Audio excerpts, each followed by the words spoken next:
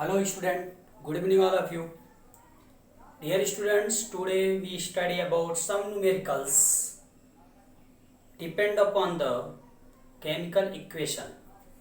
Therefore, in the last topic we discussed about the some usage step of in a chemical equation like relativity mass, relativity, number of atomic mass and the number of moles of reactant and product. So we can discuss today on the whiteboard depend on the numerical which are given on the whiteboard. Okay, प्यारे बच्चों, आज की class में हम आपको कुछ numericals बताएंगे जो कि हमने पिछले क्लास में रासायनिक समीकरण के जो कुछ स्टेप्स होते हैं जैसे कि अपेक्षिक संख्या, अपेक्षिक द्रव्यमान, ये सब कैलकुलेट करते हैं। माने केमिकल इक्वेशन में इन सब चीज़ों का ज्ञान होना अति आवश्यक होता है। उसी पर बेस्ड आज हम न्यूमेरिकल्स बताने चल रहे हैं। आप व्हाइट बोर्ड की तरफ ध्यान दीजिएगा। जैसे फर्स्ट न्यूमेरिकल्स क्या है, न्यूमेरिकल्स यह है कि 84 ग्राम आयरन, 84 ग्राम आयरन, आयरन माने Fe, ठीक, के जल वाष्प के आधिक्य से क्रिया कराने पर कितने ग्राम आयरन ऑक्साइड प्राप्त होगा।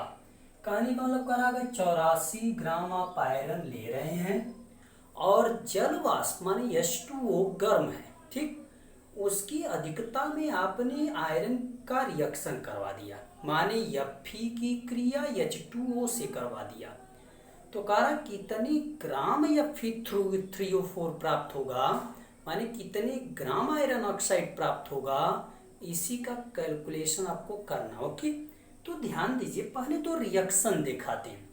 आयरन का फार्मूला होता था Fe, जल वाष्प H2O, आयरन ऑक्साइड Fe3O4 और अभिक्रिया के फलस्वरूप हाइड्रोजन गैस निर्मुक्त होती है। ओके, इक्वेशन को मैंने बैलेंस किया, चूंकि यहाँ 3 आयरन था इसलिए मैंने यहाँ 3 से मल्टीप्लाई कर दिया है और यहाँ 8 हाइड्रोजन था इसलिए हमने यहाँ क्या कर दिया, 4 से मल्टीप्लाई कर दिया, ठीक।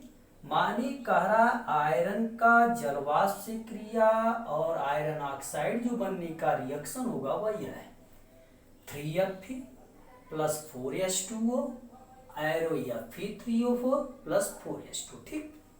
ध्यान से देखिए, पहले यह बताइए आयरन का एटॉमिक वेट होता है 56, आयरन का एटॉमिक वेट कितना होता है 56, तो 56 3 आयरन तो मल्टीप्लाई करेंगे 168 आएगा। ओके, ग्राम में आएगा। H2O का मॉलिक्यूलर वेट होता है 18, क्योंकि 2 1 जा 2 और 16 18, तो 18 कितना H2O है 4, तो 18 4 जा 72। ओके, ठीक उसी तरह 3 मल्टीप्लाई 56 प्लस 16 मल्टीप्लाई 4, तो सब सॉल्व करेंगे 232 आ जाएगा। माने आयरन ऑक्साइड कितना आ गया 234 और हाइड्रोजन तो कितना होगा 4 1 जा 4। ओके, आइए अब थोड़ा सा यहाँ देखते हैं। कह रहा है 84 ग्राम आयरन के जलवाष्प से, ध्यान से सुनिए, यहाँ कितना है 168 ग्राम आयरन जब H2O से रिएक्ट कर रहा है तो 232 ग्राम आयरन ऑक्साइड बन रहा है, ठीक।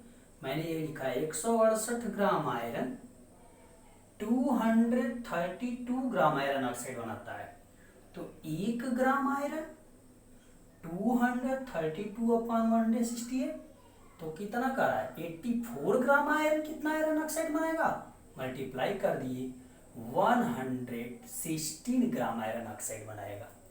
बहुत ही सिंपल है। फिर से क्वेश्चन सुनिए।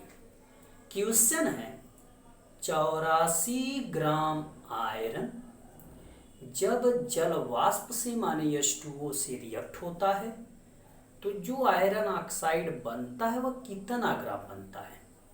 तो हमने एक रिएक्शन दिखा दिया आयरन और H2O, तो Fe3O4 प्लस H2 बैलेंस कर लिया, तो 3Fe 4H2O Fe3O4 plus 4H2।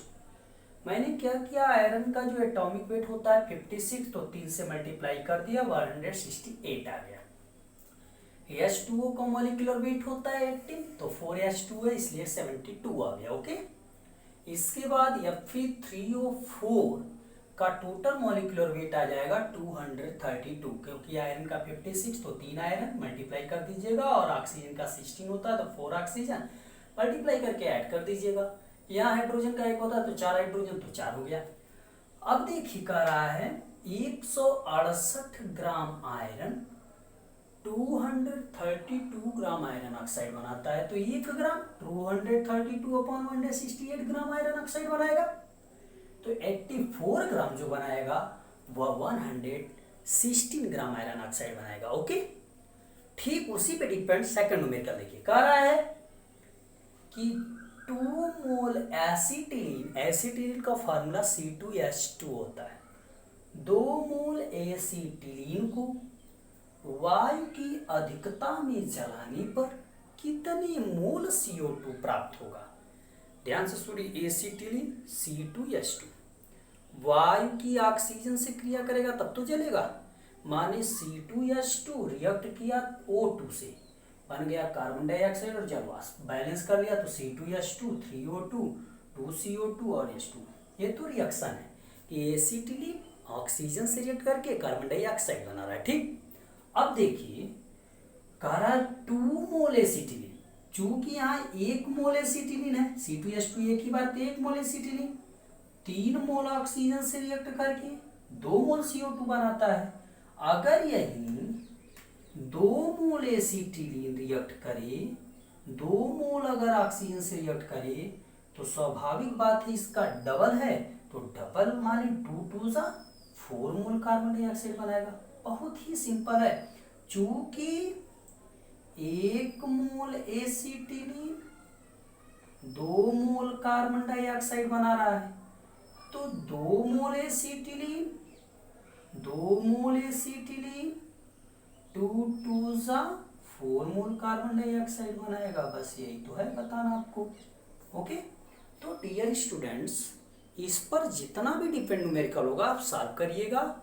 आने वाले नेक्स्ट वीडियो में हम आपको लिमिटिंग रिएजेंट के बारे में पढ़ाएंगे। अगर इसमें कोई समस्या होगी, बहुत ही सिंपल सा न्यूमेरिकल्स था, अगर कोई समस्या होती है तो आप हमसे क्वेश्चन कर सकते हैं। अपना ख्याल रखिएगा। थैंक्स।